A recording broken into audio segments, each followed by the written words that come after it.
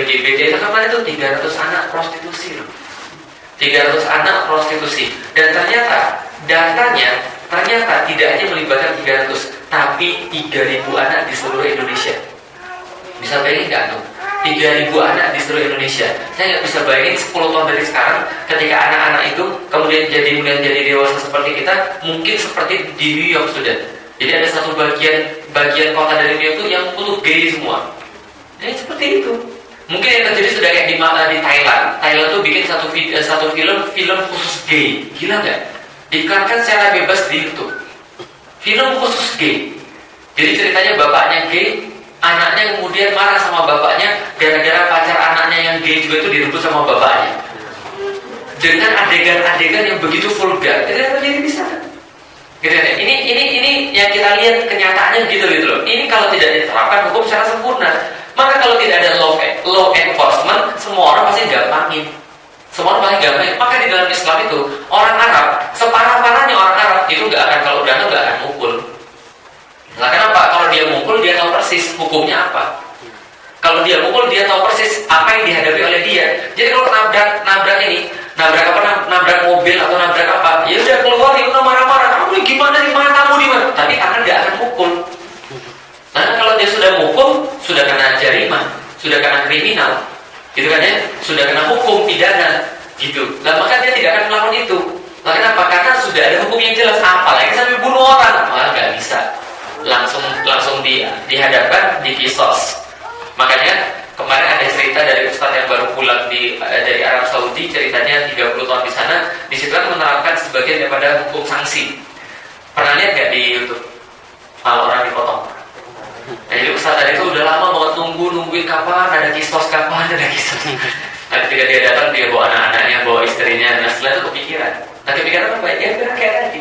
Artinya kepikiran apa? Karena sudah melihat terjadinya seperti itu, maka orang nggak akan berani.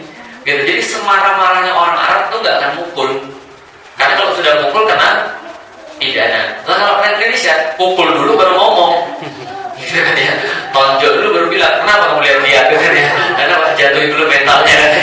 Nah ini terjadi karena tidak dihormati nyawa di Indonesia, tidak dihormati harta di Indonesia, tidak dihormati kehormatan orang di Indonesia. Maka ketika begal itu kemudian jalan, lalu kemudian menimbulkan keresahan, tidak diberikan tindakan yang tegas pada mereka. Ketika pencuri bebas berkeliaran, tidak akan menimbulkan tindakan yang tegas. Bagaimana misalnya seorang kokoh misalnya ketika sudah kerja keras, sudah tiba-tiba beli motornya hilang, gitu kan ya. Nah ini kan sesuatu perlindungan terhadap harta. Nah kenapa itu terjadi? Karena orang maling motor paling parah cuma kalau nggak digebukin, lalu dibawa ke polisi. Setelah dibawa ke polisi ya dia paling mendekam di situ sebentar terus keluar. Tapi nggak ada tindakan yang jelas. Preman tidak kemudian diberikan sesuatu efek jerah dan orang-orang melihat itu sehingga dia nggak bercita-cita jadi preman. Paham nggak kira-kira maksudnya? Nah sekarang TV justru menerangkan sebaliknya. Anak-anak muda itu ya kebut-kebutan pakai motor. Anak zaman sekarang saya tuh baru ngerti loh, ternyata ada grup namanya apa junior gitu kan ya, saya nggak sebutin. Ternyata ya Allah, gini ya cowok-cowok zaman sekarang ya. Ya wajar aja cewek-ceweknya kacau semua. Gitu kan ya, kacau banget. Lama-lama ya kayak gitu kemudian dipromosikan ya, geng-geng motor dipromosikan seolah-olah hebat gitu kan ya. Preman dipromosikan seolah-olah hebat. Lah ini kalau kenapa? Nggak ada efek jerah, malah dilihatnya keren gitu ya. Ya itulah namanya nggak ada efek jerah tadi. Sedangkan di dalam Islam efek jerah ini sangat penting. Itu yang menyebabkan kehidupan bagi yang lain.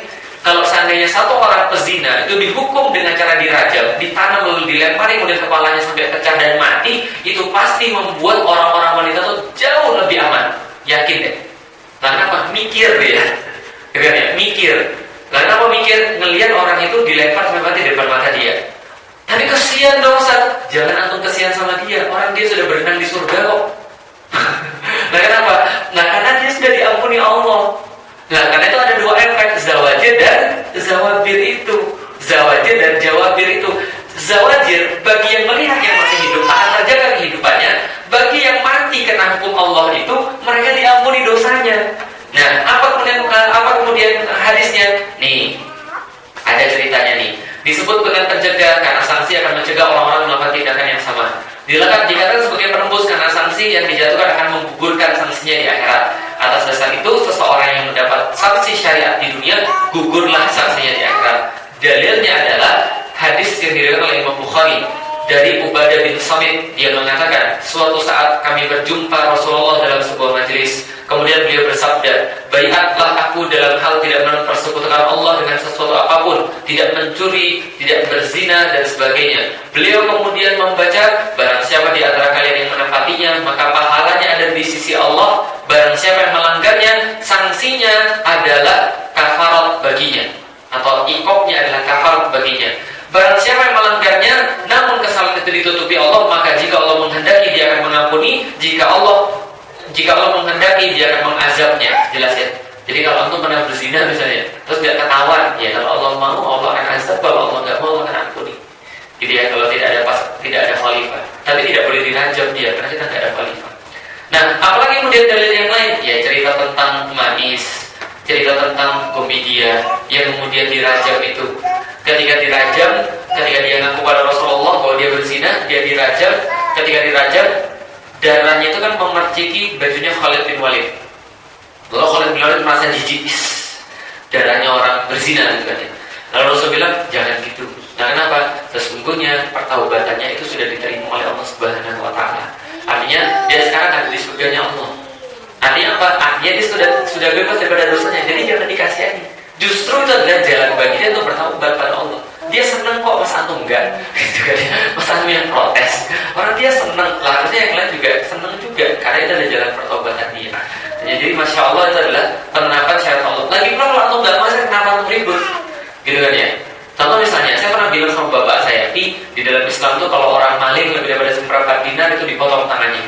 Seberapa dinar berapa nih? Ya kalau satu dinar sekitar 2,5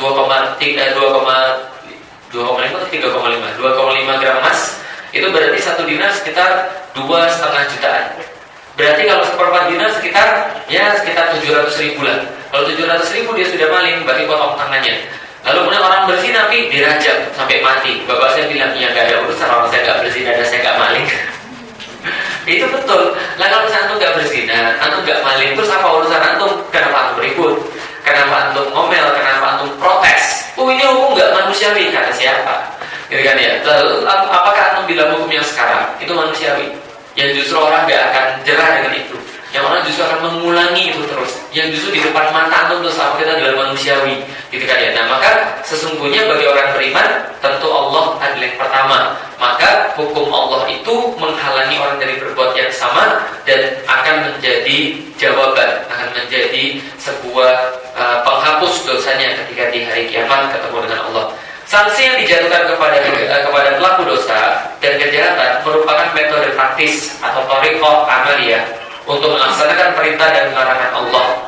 Perintah dan larangan Allah itu sendiri, perbuatan-perbuatan yang akan dijatuhkan hukuman oleh syariat itu sendiri ada 3.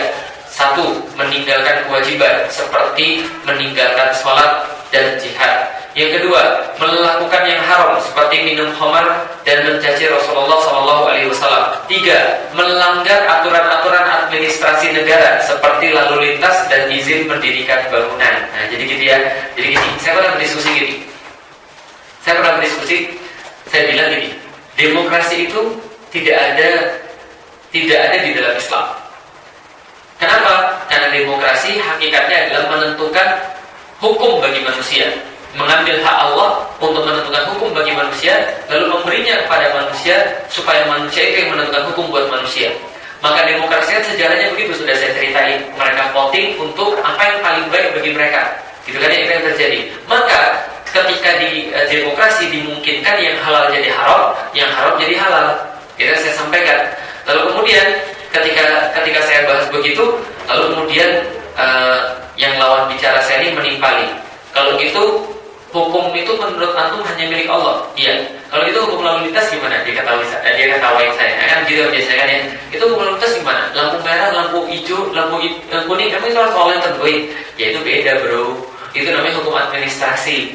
Makanya di dalam Islam itu ada 3. 1. Hukum yang berkaitan dengan baik dan buruk. 2. Hukum yang berkaitan dengan benar dan salah. Yang ketiga, hukum yang berkaitan dengan kesepakatan umum atau indah dan jelek.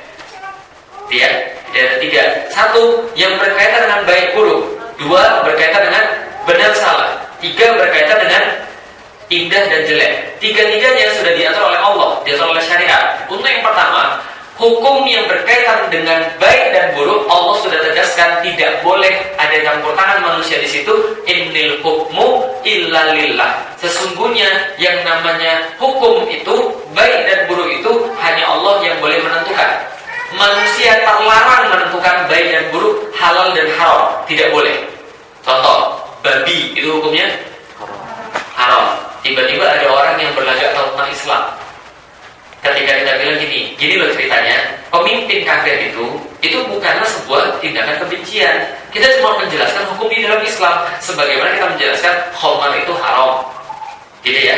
Khamar itu haram, babi itu haram. Lantas ada yang nimpalin di Facebook saya, itu kan babi haram karena dulu belum bisa dibudidayakan sama orang Arab. Ya kayak gini nih, saya tuh kadang-kadang lucu, kesel gitu kan ya. Lucu kan aku, ternyata masih ada juga orang kayak begini gitu ya. Entah kok maksudnya kok zaman sekarang tuh sudah wajib belajar 9 tahun tuh masih ada orang mikir begini gitu loh maksudnya. Jadi kan aneh, lucu gitu loh. Tapi di sisi lain tuh kalau ada tuh kayak saya jitak gitu tuh orang gitu kan ya. Jadi sembarangan ngomong gitu loh. Maksudnya babi haramnya karena Allah menentukan, selesai. Sudah tidak ada lagi yang lain. Saya juga pernah disusul sama nenek saya juga bilang begitu. Nenek saya juga bilang, itu kan dulu babi haram karena ceritanya Nabi Muhammad tuh pengen makan babi, ternyata babinya sudah dimakan sama temannya. Loh, itu dapat dari mana? Kalau bukan nenek saya tuh saya cita tuh, benar serius. Kayaknya tuh nenek saya. Jadi itu sembarangan aja. Nah kenapa? Karena ya dia bikin sendiri. Orang Islam aja sudah ada aturannya, loh kok dia merasa lebih tahu daripada orang Islam. Lucunya zaman sekarang adalah orang kafir itu merasa lebih tahu dengan Islam. Contohnya kayak pemimpin antum di Jakarta itu merasa lebih tahu tentang Islam, merasa lebih paham tentang Islam. Ngomongannya itu bisa contoh, ya salahkan Tuhan dong, kenapa nggak ngasih saya hidayah? Yang boleh belajar dulu sebelum ngomong kan gitu kan ya. Dan orang-orang yang muslim yang nggak mau belajar Islam merasa lebih tahu daripada ulama-ulamanya. Hebat nih. Dan orang zaman sekarang tuh begitu. Dia bilang malah jadi ulama tuh gampang, jadi ustaz zaman sekarang tuh gampang. Cuap-cuap sedikit, kata-kata indah saja sudah dibilang ustaz. Lalu aja jadi ustaz tuh gitu. Kenapa gak jadi ustaz? Kadang-kadang bikin emosi orang zaman sekarang itu. Aneh, luar biasa. Jadi ya ini contohnya. Namanya halal haram itu diputuskan oleh Allah, tidak boleh manusia. Jangankan manusia, Umar bin Khattab aja tidak boleh menentukan halal dan haram. Ya, Abu Bakar aja tidak berani menentukan halal dan haram. Muhammad Rasulullah saja itu tidak bisa menentukan halal dan haram. Yang menentukan Allah.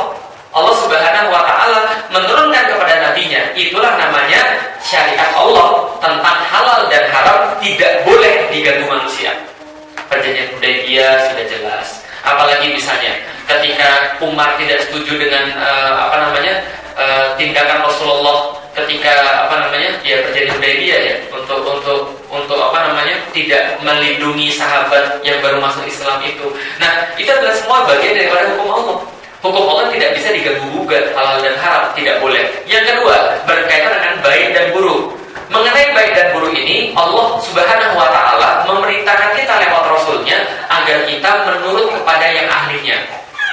Ketika terjadi suatu hari, Rasulullah mendatangi satu petani kurma itu sedang menyerbukan kurma. Kata Rasul begini, udah jangan diserbu, kita biarin aja alami. Maka dijelaskan sama petani itu, ya Rasulullah, ini model kurma yang kalau saya tidak diserbukan dia tidak berbuah. Maka apa yang kata Rasulullah katakan, antum a'lamu bi umuri dunyakum. Ya sudah, kamu lebih tahu terhadap urusanmu itu. Kamu kan petani, aku bukan, kamu lebih tahu. Ya sudah, lakukanlah. Maka kalau antum lagi mau bangun rumah, jangan buka Al-Quran. Nah, ya maksudnya ya. Jangan jadikan Al-Quran itu kitab biografi, kitab arsitektur, kitab fisika gitu loh. Jangan buka Al-Quran. Ya buka kitab arsitek, buka kitab teknik sipil. Gitu loh. Karena itu sudah Allah perintahkan untuk dicari, ditemukan, diinovasikan apa yang Allah ciptakan di dunia berupa sunatullahnya. Allah sudah katakan semua berjalan pada sunatullah dan tidak akan berubah sunatullah itu sampai akhir zaman, kata Rasulullah. Namanya ayat itu dari atas ke bawah, tidak ada dari bawah ke atas, kecuali kalau antum sudah tahu sunatullah. Ketika antum sudah tahu sunatullah bahwa ternyata putaran mesin yang tinggi akan menyebabkan tekanan itu menjadi rendah, tekanan itu menjadi tinggi, kemudian itu bisa menarik air dari bawah ke atas, baru antum bisa memanfaatkan sunatullah, kan gitu. Lah namanya air itu selama-lamanya itu pasti akan menyesuaikan bentuk, kecuali kalau antum sudah tahu sunatullah, dia akan bisa tidak menyesuaikan bentuk. Jadi paham ya maksudnya kan ya? Oh ternyata sekarang sudah ditemukan dengan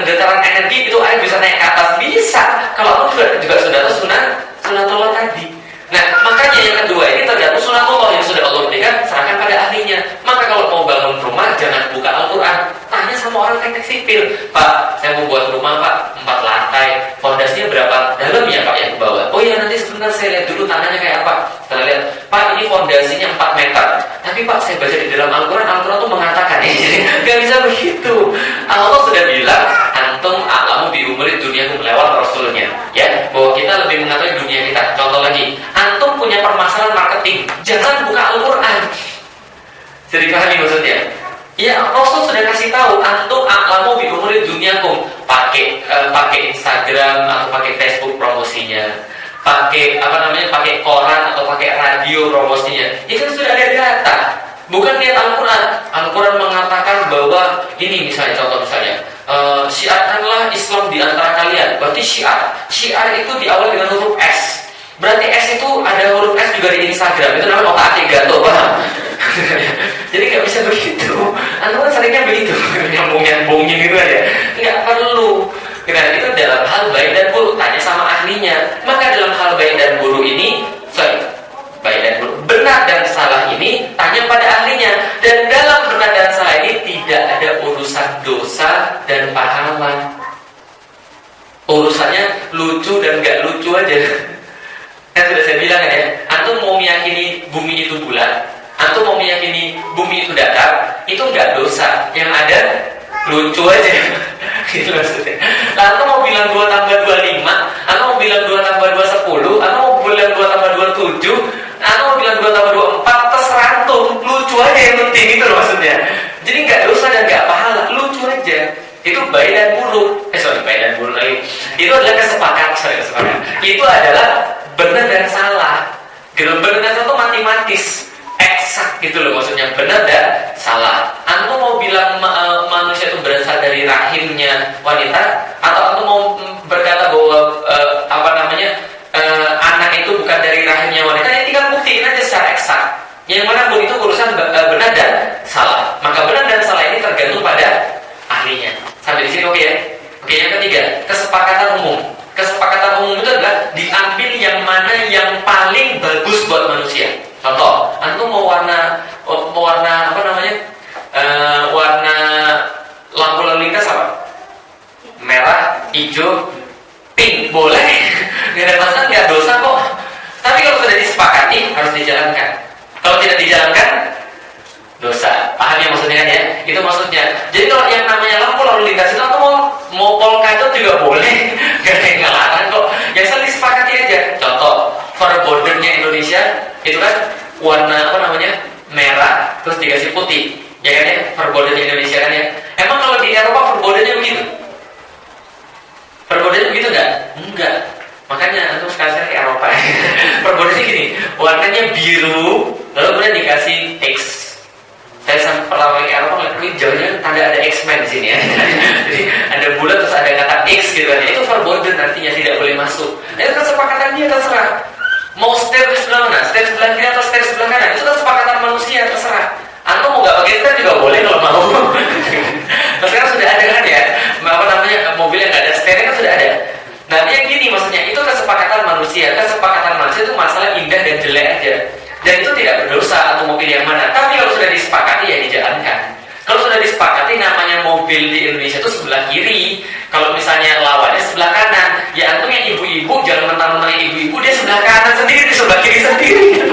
Sebelah kiri sendiri kalau jalan. Ini luar biasa itu. Saya baru masuk kemarin ya, masuk di kompleks saya tuh. Ada ibu-ibu keluar kan di sebelah kiri, sebelah sini. Nah kita bingung nih dia mau ngapain sebenarnya. Sudah gitu marah lagi gitu. Masya Allah luar biasa. Dia bilang Indonesia milik Allah. Ini salah. Paham nggak maksudnya? Jadi aku jangan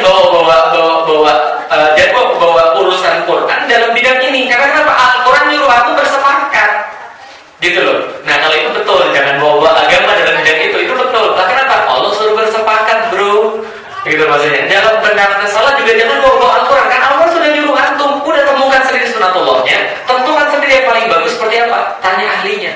Maka dalam bidang yang kedua, benar dan salah, pendapat satu ahli lebih bermanfaat daripada pendapat 1000 orang awam atau 1.000.000 orang awam. Tapi yang pertama, pendapat Allah tidak bisa untuk ditawar-tawar. Ketika Allah sudah menentukan satu hukum, maka tidak pantas ada hukum yang lain tentang hal itu. Dalilnya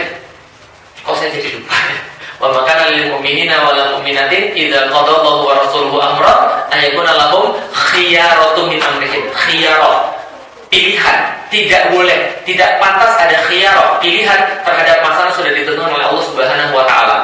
Namanya perempuan nikah sama laki-laki, anu enggak boleh lagi tawar-menawar. Kalau sama setengah laki-laki boleh enggak? Enggak boleh. Jumat itu Jumatan, anu enggak boleh lagi tawar-menawar. Yang penting kan niatnya. Lah kalau anu ngomong begitu enggak usah ada agama sekalian. Kan gitu kan ya, karena orang sudah terdesak. Ya sudahlah, yang penting kembali pada niatnya masing-masing. Itu opo? Itu agama bukan. Allah Rasul nggak pernah bilang begitu. Nggak pernah Allah Rasul bilang itu kembali pada niatan kita masing-masing. Tidak ada. Yang ada adalah innama a'malu binniyat. Sesungguhnya segala sesuatu tergantung pada niatnya. Tapi jangan lupa ada dalil yang lain. Man amila amalan laisa alaihi amruna fahuwa raddun. Barang siapa yang berbuat sesuatu tanpa ada seruan, tanpa ada panduan daripada kami, maka amal itu tertolak oleh Allah walaupun niatnya ikhlas. Niatnya ikhlas. Niatnya ikhlas apa? Niatnya itu pengen menikahi orang itu. Ya tapi caranya gimana? Caranya kawin lari. Tidak ada ceritanya. Niat itu nggak menghalalkan segala cara, bro. Gitu maksudnya. Jadi itu di dalam Islam jelas ya tentang masalah ukubat, tentang masalah ukubat di dalam Islam. Nah, jenis-jenis ukubat ada 3. Yang pertama, hudud. Yang kedua, mana yang kedua? Sebentar. Panjang ya. Loh, kok nggak ada? Tiba-tiba habis. Punya saya ada yang putih. Ya. Apa yang kedua? Yang kedua, kok sos? Halaman berapa? 109 ya. Itu tepat buku saya yang hilang di 109. Ganti bro. Yang pertama adalah hudud. Yang kedua adalah kisos. Di situ tertulis kisos ya. Jinayat. Harusnya jinayat. Kalau kisos itu setahu saya sudah termasuk dalam had. Karena had itu kan artinya kan hudud itu artinya adalah batasan-batasan Allah. Batasan-batasan Allah itu ya kisos. Jadi artinya yang pertama adalah hudud atau kisos. Yang kedua adalah jinayat. Yang ketiga adalah takzir. Nah, kalau itu kita bahas satu persatu. Hudud secara bahasa makna had artinya adalah batas di antara dua hal. Sedangkan menurut istilah hudud bermakna sanksi terhadap satu kemaksiatan yang sudah ditentukan oleh Allah kadarnya, sudah ditentukan oleh Allah batasnya, sehingga mencegah terjerumusnya seseorang dalam tindakan maksiat yang serupa. Tindak kejahatan yang mengharuskan adanya had atau hudud ada 7. 1. Zina. 2. Homo. 3. Had qadzaf, menuduh orang berzina. 4. Minum khamar. 5. Murtad. 6. Hirabah. Dan yang ke-7 maling atau mencuri. Gitu kan ya? Yang pertama, zina. Definisi zina adalah memasukkan alat kelamin pria ke dalam alat kelamin wanita. Itu sudah jelas. Seperti masuknya pedang ke dalam sarungnya.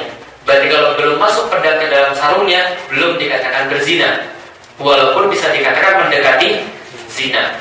Berarti kalau belum sampai masuk pedang ke dalam sarungnya, belum bisa dihukumi sebagai had.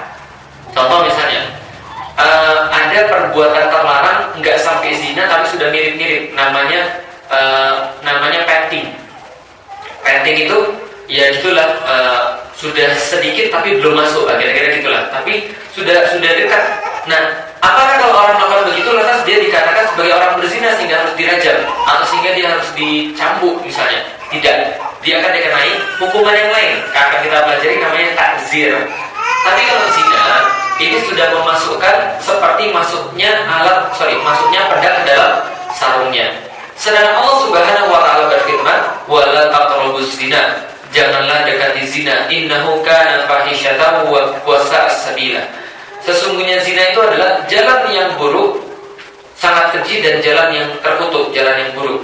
Hikmah diharamkan zina adalah kehormatan umat Islam terjaga dan kemudian garis keturunan nasab mereka dapat terpelihara. Nggak kayak sekarang kalau orang barat kan gitu ya, kawin dulu baru nikah. Jadi kalau sudah kawin 8 tahun baru melaksanakan pernikahan. Jadi anaknya jadi saksi pernikahan, gitu kan ya. Itu nggak jelas. Jadi nasabnya ini nasab siapa? Di dalam Islam nasab itu harus jelas. Nah, kenapa nasab harus jelas? Karena ini adalah bagian daripada menjaga kehormatan. Jadi nasab itu jelas. Felix bin Iwan. Tadi bapaknya namanya Iwan. Berarti harus dijaga. Berarti kalau bapaknya itu, berarti dia tidak boleh lagi menikahi garis-garis daripada bapaknya. Misalnya contoh, istri bapaknya, ibu bapaknya, itu tidak boleh dinikahi lagi. Anak bapaknya, itu tidak boleh dinikahi lagi. Namanya mahram. Kan gitu kan ya? Mahram itu artinya yang haram dinikahi. Gitu ya. Nah, berarti tidak boleh. Nah, itu ada nasabnya jelas misalnya. Oke, kalau kita lihat apa sanksi perzinahan? Ada dua. Satu, kalau pezinanya goiru muhsan, belum nikah atau jomblo, yaitu sebelumnya dia belum pernah menikah secara syar'i sehingga tidak memiliki seorang suami istri, kemudian melakukan hubungan seksual, maka dikenai hukum jilid sebanyak 100 kali. Dalilnya sudah saya sampaikan. Az-zaniyatu waz-zani fajlidu kulla wahidin minhuma mi'ata jaldah. Maka siapapun di antara kalian yang berzina, baik dia laki-laki ataupun perempuan, maka jilidlah mereka masing-masing dengan 100 kali jilidan. 100 kali jilidan itu nanti dalam buku Nizamul Uqubat itu sudah dijelaskan. Jilid itu pakai cambuk apa? Bahannya apa? Panjangnya berapa? Dari mana nyambuknya? Itu sudah ada. Asik ya? Yang jelas sakit. 100 kali jilidan. Apabila dia seorang budak atau hamba sahaya, jilidnya dikorting jadi 50 kali. Ya, karena dia tidak punya kemerdekaan, gitu ya. Jika pezinanya muhsan sudah menikah, maka lelaki perempuan akan dirajam dengan batu hingga mati. Dalilnya adalah perbuatan Rasul atau fi'lur Rasul Sallallahu Alaihi Wasallam. Beliau pernah merajam seorang wanita bernama Gomidia yang telah berzina. Beliau pun sudah pernah merajam seorang pria bernama Ma'is yang melakukan perzinahan. Dan perlu dicatat teman-teman sekalian, di zamannya Rasul itu dibandingkan dengan pemerintahnya Rasul dan para sahabat dan para khulafaur rasyidin yang sedemikian lama, itu perzinahan sangat sedikit sekali. Sangat sedikit sekali, antum bisa bayangkan. Sangat sedikit sekali. Lah kenapa? Antum gimana nih mau zina? Jadi kalau antum zina itu memang benar-benar aneh gitu loh. Antum mau nikah, dinikahkan. Nggak bisa nikah, dicariin. Ya, nggak punya duit untuk nikah, dinikahin antum. Apalagi antum kurang, suruh tambah. Itu pun sudah bisa mati ya kemudian. Apalagi antum nyari film porno, nggak ada. Nyari buku porno, nggak jualan. Cewek-cewek kerudungan semua, masih nafsu juga antum, kurang cairan berarti antum. Ya. Nah dia ya kalau masih mesum juga itu memang kepalanya betul yang aneh itu. Nah kenapa? Lalu semua sudah dikasih jalan kok dan ditutup semua jalan kemaksiatan, lalu masih zina. Dan karena itu jelas. Maka 100 kali jilidan. Kalau seandainya sudah menikah, maka dirajam sampai mati. Nah, syarat-syarat dijatuhkannya had bagi perzinahan. 1. Si pezina sudah balik dan berakal, baik dia seorang muslim ataupun bukan. 2. Si pezina tidak berzina di bawah paksaan. Kalau berzina di bawah paksaan, maka dia bisa ditinjau lagi. Karena orang-orang yang dibawa paksaan itu syariat mengangkat hukum darinya kalau dibawa keterpaksaan. Ini pernyataan atau ikrar dari pelaku, kesaksian 4 orang yang adil atau tampak kehamilan bagi wanita disertai dengan adanya pengakuannya. Jadi itu sudah jelas ya, pembuktian itu harus jelas sekali. Karena kenapa? Karena kalau tidak ada pembuktian dan ketika itu yang melakukan adalah maksudnya gini, kalau tidak ada pembuktian dan cuma nuduh doang, itu kena hukum yang lain, kena had yang lain, had menuduh wanita berzina itu. Yang keempat, tidak boleh ada kesamaran karena adanya syubhat tentang terjadinya aktivitas perzinahan. Karena Rasul pernah bersabda, maka tinggalkanlah sanksi hudud karena adanya syubhat. Idrawul khudud bisyubhat. Maka tinggalkanlah yang namanya sanksi karena adanya syubhat. Gini bro. Teknis pelaksanaan had atau raja bagi pelaku zina adalah dengan digalikan lubang untuknya. Ini gimana caranya? Nih, digalikan lubang, terus kemudian ditanam sebatas dadanya, kemudian dilempari batu hingga mati. Pelaksanaan sendiri dihadiri oleh hakim atau yang mewakilinya dan kerumunan umat Islam. Berdasarkan firman Allah Subhanahu wa taala, "Wal yashhad adzabahuma." Dan saksikanlah hukum-hukum kepada mereka terhadap keduanya. Ta'ifatun ta'ifatum minal mu'minin, sebagian daripada umat mukmin. Itu adalah perintah Allah Subhanahu wa ta'ala. Jadi itu adalah tentang yang namanya zina. Yang kedua, homoseksual. Nah, ini kalau nanya apa hukumnya? Sanksi homo beda dengan sanksi zina. Karena zina beda dengan liwat. Karena zina beda dengan liwat. Hukum syariat dalam menetapkan sanksi bagi pelaku liwat adalah dibunuh. Sama saja apakah pelakunya sudah menikah atau belum menikah. Dan sama saja apakah pelakunya adalah aktif atau pelaku pasif. Rasulullah bersabda, "Man wajadtumuhu ya'mal 'amala qaumil lutin faqtulu fa'ila walil fu'ul." Maka siapapun yang mendapati perlakuan yang dibuat oleh kaumnya Nabi Lut, maka bunuhlah pelaku dan objeknya. Loh, nggak adil dong. Pelakunya kok dibunuh dan objeknya kok dibunuh. Jadi gini, kan sudah diterangkan, kalau dipaksa enggak. Tapi kalau misalnya suka sama suka, itu pelaku sama objeknya sama enggak? Ya sama. Gitu maksudnya. Lah, maksudnya gini loh, kalau sudah terjadi liwat itu beda dengan pemerkosaan loh. Lah kalau sodom itu liwat atau pemerkosaan? Pemerkosaan. Yang memerkosa itu laki-laki, yang diperkosa laki-laki. Yang dihukumi pemerkosanya, yang dipaksa nggak dibunuh. Loh kenapa? Dia nggak ada urusan kok. Gitu kan ya. Nah tapi kalau dua-duanya itu suka sama suka, itu dimaksud pelaku dan objeknya. Jadi pelaku yang diperlakukan, paham nggak maksudnya? Saya tuh agak kalau jelasin agak sedikit gimana gitu, nggak enak gitu maksudnya. Ya gitulah maksudnya kan, paham nggak maksudnya kan ya? Nah gitulah maksudnya. Jadi kalau dijelasin lebih lanjut lagi nanti antum nggak enak gitu maksudnya. Jadi itu maksudnya. Pelaku dan objeknya. Syarat-syarat dijatuhkannya sanksi liwat. 1. Balik berakal dan tidak dipaksa. Sudah saya katakan tidak dipaksa. 2. Kegiatan liwat itu ditetapkan dengan pembuktian al-bayyinah, yaitu adalah dengan ikrar, pengakuan atau kesaksian dua orang laki-laki yang adil. Teknis pelaksanaan hal itu sendiri menurut sahabat dibunuh dengan cara dirajam pakai batu. Yang kedua, menurut sahabat juga dibunuh kemudian dibakar. Ini agak ekstrim. Menurut sahabat juga dilempar dari atas bangunan dengan keadaan terbalik lalu dilempar dengan batu. Ini kayaknya yang harus dilakukan. Nah, kenapa? Ya supaya jerah gitu loh. Antum kebayang nggak sih 300 orang yang jadi anak kecil itu ibunya kayak gimana? Gitu loh. Saya tuh bayangin, ya Allah. Kalau saya tuh ya, kalau saya kejadian kayak gitu saya juga na'udzubillahi bener deh. Bayi anak kita itu loh, anak kita yang cowok misalnya. Saya punya anak cowok, Mas Arif punya anak cowok, Antum punya anak cowok, gitu kan ya? Ini nggak punya anak cowok, gitu kan? Jadi coba bayangin loh, anak cowok Antum dijadikan model begitu gitu loh. Kira-kira gimana? Kalau Antum bunuh nggak orangnya? Nah itu kan ya, kalau saya secara pribadi saya masih manusia, saya kesel. Kalau saya masih manusia, kan saya bukan nabi. Nah makanya kalau misalnya ini hukum yang pantas betul. Lemparin dari gedung yang paling tinggi, suruh orang menyaksikan yang lain, biar nggak ada anak yang lain juga begitu. Karena gini ceritanya, bro, saya kasih tahu. Yang namanya kayak gitu, itu kecanduan, gak bisa berhenti. Paham gak maksudnya? Orang kalau sudah zina sekali, ya kita gak ngomongin liwat dulu. Orang sudah zina sekali, dia akan cari zina yang kedua. Orang yang sudah cari zina yang kedua, itu pasti akan ada yang ketiga. Sama persis kayak orang mau berbuat baik, dia tahajud sekali, akan ada tahajud yang kedua. Dia baca Quran satu baik, akan ada baik yang seterusnya. Itu kalau orang berbuat baik sama kayak berbuat jahat, itu kecanduan. Orang yang berzina 10 kali akan lebih mudah berzina atau ke-11 kalinya daripada orang yang belum berzina sama sekali. Bisa dipahami maksudnya kira-kira teman sekalian. Itu habits namanya. Artinya kalau orang sudah liwat begitu, homoseksual begitu, dia akan ketagihan.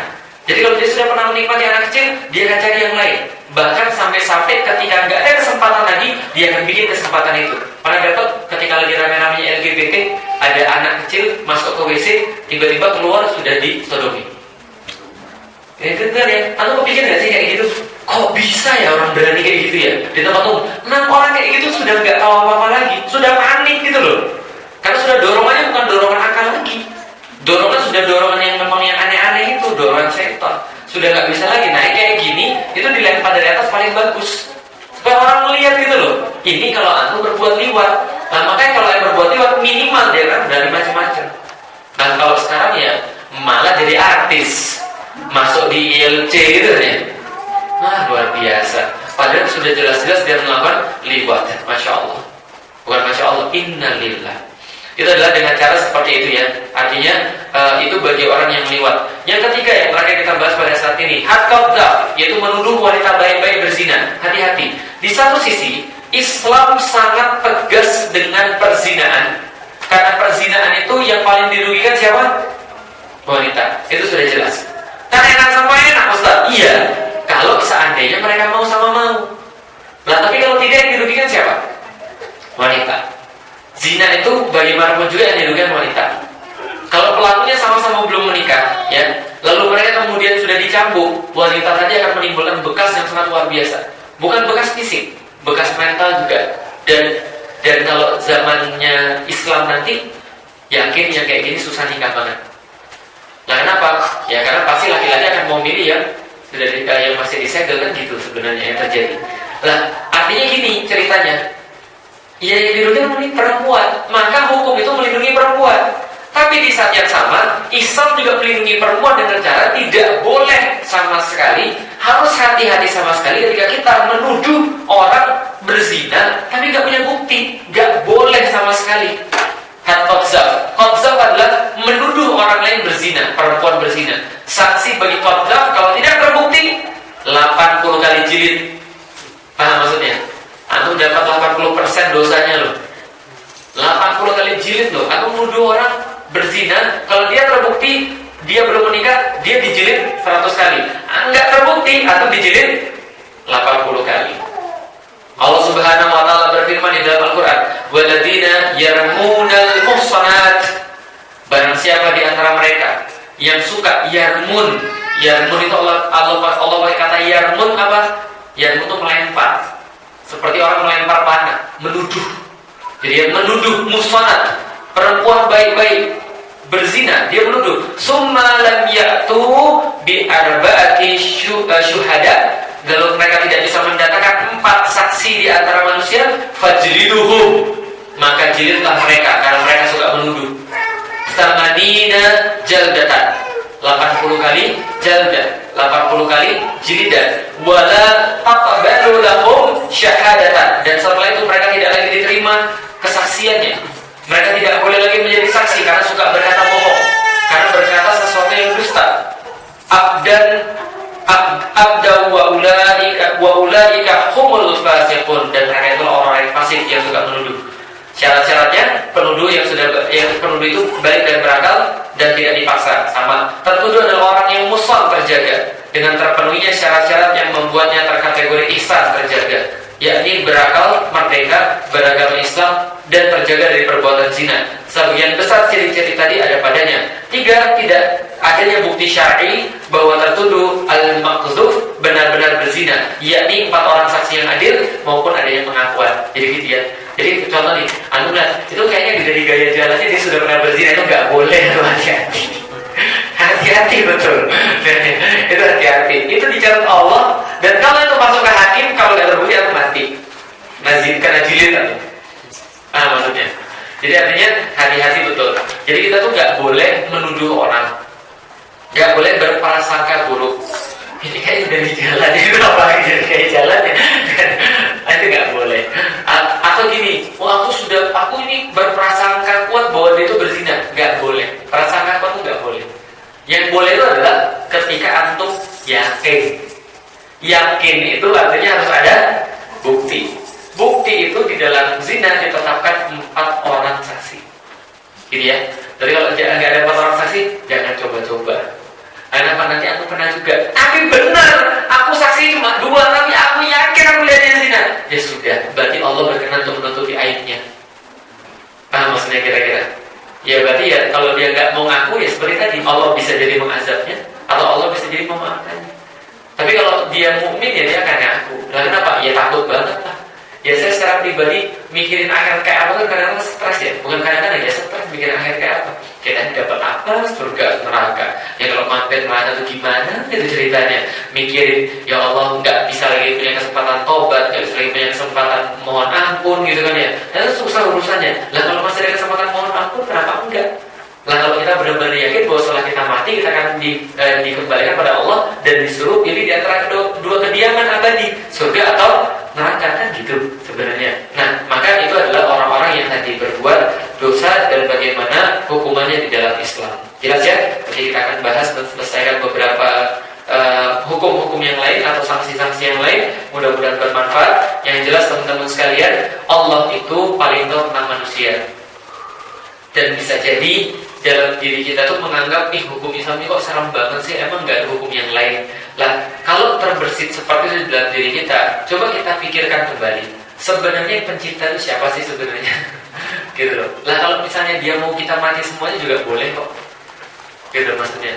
Artinya gini, ketika kalau dia mau ya kita mati demi dia juga kita mau kok, karena kita dari dia dan akan kembali pada dia, pasti akan kembali pada dia. Nah, permasalahannya adalah apakah kita meyakini bahwa hukum-hukumnya itu yang terbaik? Itu saja. Emang gak ada tafsiran yang lain? Lah emang aku merasa lebih bagus daripada tafsirannya ulama-ulama yang kemarin. daripada perbuatan nabinya sendiri. Gitu kan ya. Itu adalah sesuatu yang absurd, gitu kan ya. Maka orang yang yakin pada Allah, yang beriman pada Allah, dia samina wa ta'na. Dan sekali lagi pertanyaan yang lain lagi yang perlu antum ajukan pada diri antum adalah, apakah antum tuh yakin banget kalau antum akan berzina sampai antum menolak hukum zina gitu maksudnya? Atau antum tuh yakin banget bahwa antum tuh perlu untuk maling sehingga antum menolak hukum potong tangan gitu maksudnya? Ya, kalau antum tidak yakin bahwa antum pasti berzina dan antum justru menjauhi itu, ya kenapa harus ribut? Kenapa harus protes? Kenapa harus meradang? Ya walau saja, kita nggak ngapa-ngapain kok. Hukuman itu ada bagi yang melakukan, bagi yang tidak melakukan insya Allah nggak ada. Nah kalau antum nggak menolak tapi dihukum, tenang, Allah Maha Adil, tenang aja. Antum akan mendapatkan apa yang antum usahakan di dunia, bukan orang yang usahakan. Assalamualaikum warahmatullahi wabarakatuh.